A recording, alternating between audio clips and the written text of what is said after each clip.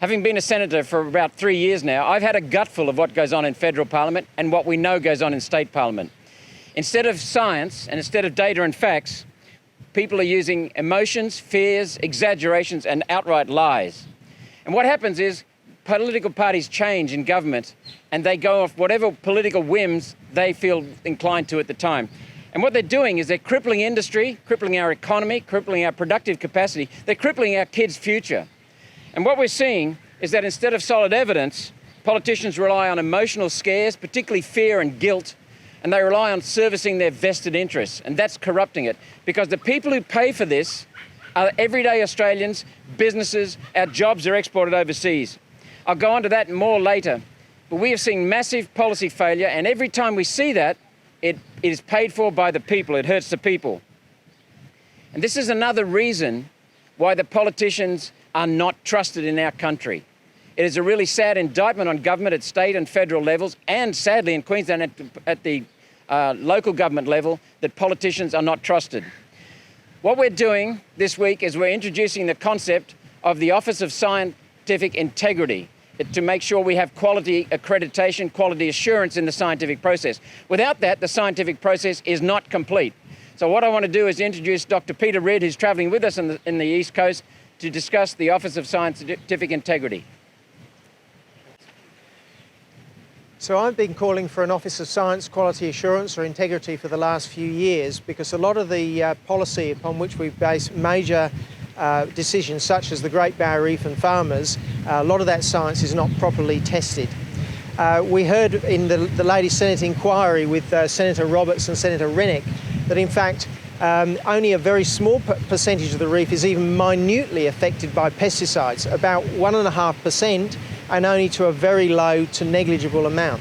This is the sort of science which we need to be properly tested for the future, because at the moment every single major industry in North Queensland is adversely affected by policy that's based on improperly checked science. I'd now like to introduce Dr. Walter Stark, who's been a marine biologist for many, many decades, right around the world. He lives here on Magnetic Island, very trusted, respected person globally, and he's got a few words to say about the corruption of the science and what we really need to do to get our economy back on track. Dr. Stark? Go ahead, thanks. Yeah, what's happened in science is that about 3 or 4 decades ago, the scrabble for grants became more and more competitive, and researchers found that if you could relate your research to or direct it at some kind of problem, you had a lot better chance of getting funding. In fact, if you could create a big enough problem, you could be assured of funding. And since then, more and more, the basic research of such things as the barrier reef and finding out how it all works has been pushed aside, and everything is focusing on hypothetical environmental problems. And now we have a whole generation of scientists and researchers whose entire experience of the reef has been in the context of finding, promoting, and investigating these so-called problems. But the reality of the reef is it's out there, over the horizon, underwater. You can say anything and nobody's going to know any different. And the fact is, the Great Barrier Reef is one of the most pristine reef regions in the world. And there is no sound evidence of any damaging effects from humans on the actual reef itself, which is well offshore. It's anywhere from 10 to 50 kilometers or more out there. And it's well out of reach of anything that we're doing here on the land. So this kind of thing has created a dishonesty in science where people are knowingly promoting ideas that they themselves can't offer any real evidence for. Even things like the pesticides, that 1% or 1.5% that Peter mentioned, that exists only in a hypothetical level, and that is we have what are considered to be safe levels for these pesticides.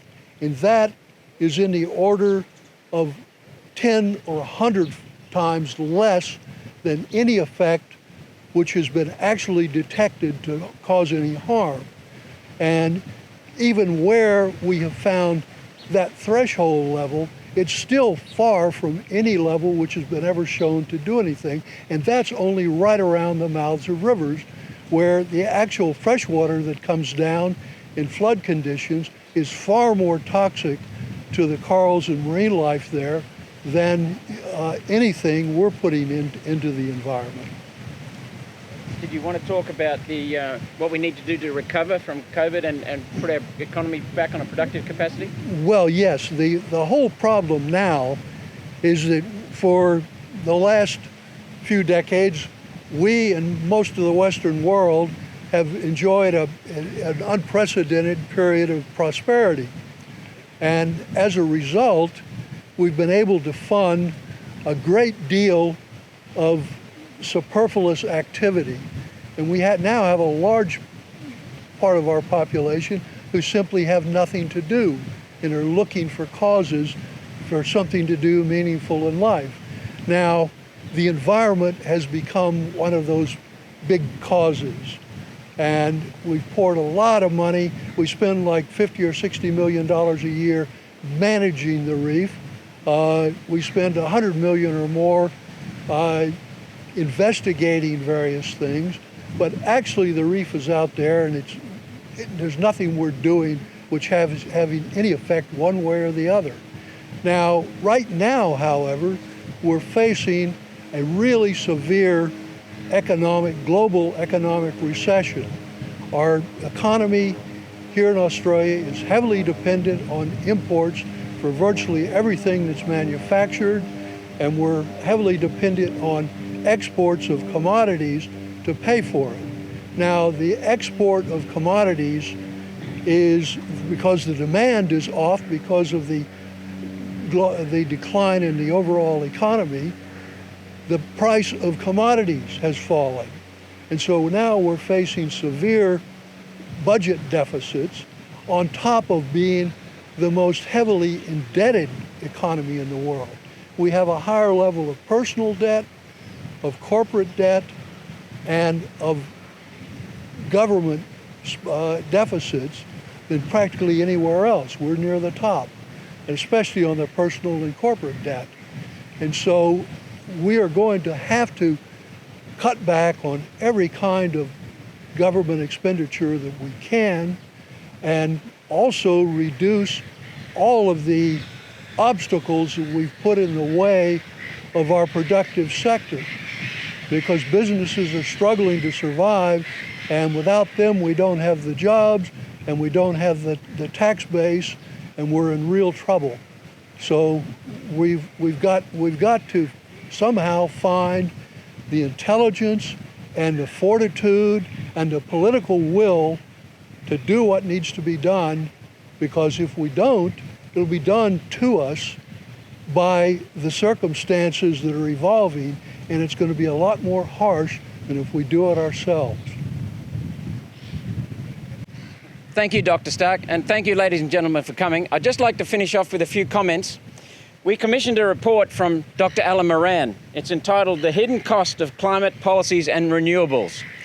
And what he's done is he's gone out and he's captured the data from government's budgets, federal government budgets, state budgets, and state and, agencies.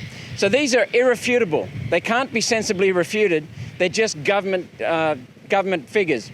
Now, what he's found is that the additional cost of these climate and renewable energy policies and subsidies and discounts and demands is simply about $13 billion every year, which comes back to about $1,300 per household just for electricity alone, that could be saved, as Dr. Walter Stark was talking about a minute ago.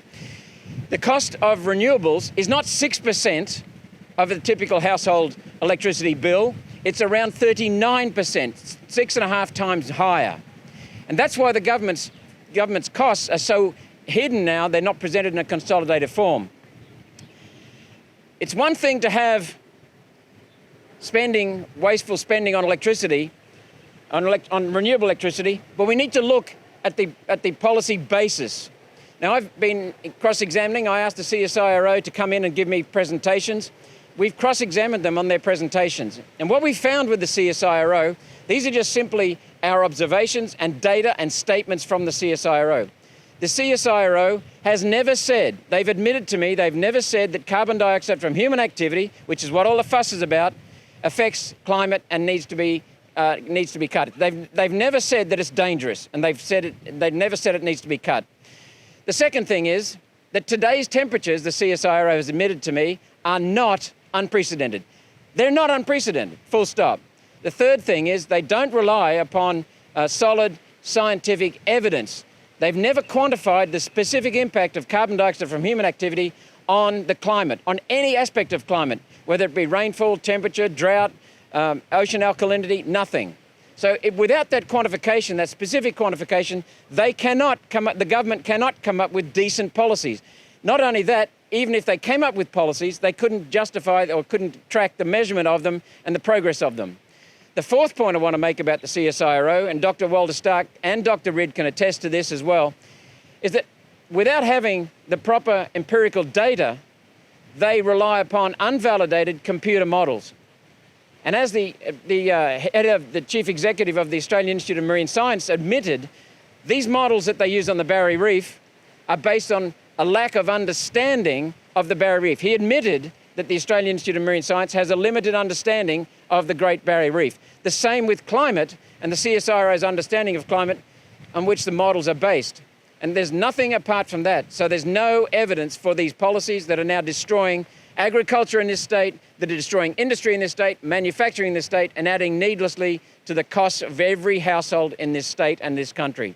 So what we're saying is we need an Office of Scientific Integrity, and until the government comes clean with scientific data justifying their policies, we need to stop all policies that are associated with climate at the moment and stop all renewable energy subsidies and give us a chance to recover from this COVID pandemic and recover from abusive policies in the last 40 years. Open to questions. What kind of response have you guys gotten in your tour along the East Coast to what you're proposing? We have involved locals at every level, from Brisbane right through to here, and we're going further north to Cairns and back to the Gold Coast. We've got a phenomenal response. We've had people very keen to talk about the impact of these stupid policies, unfounded policies, unscientific policies on the local community, the local region, and people's lives. And industries being shut down and destroyed by the Palaszczuk Labor government.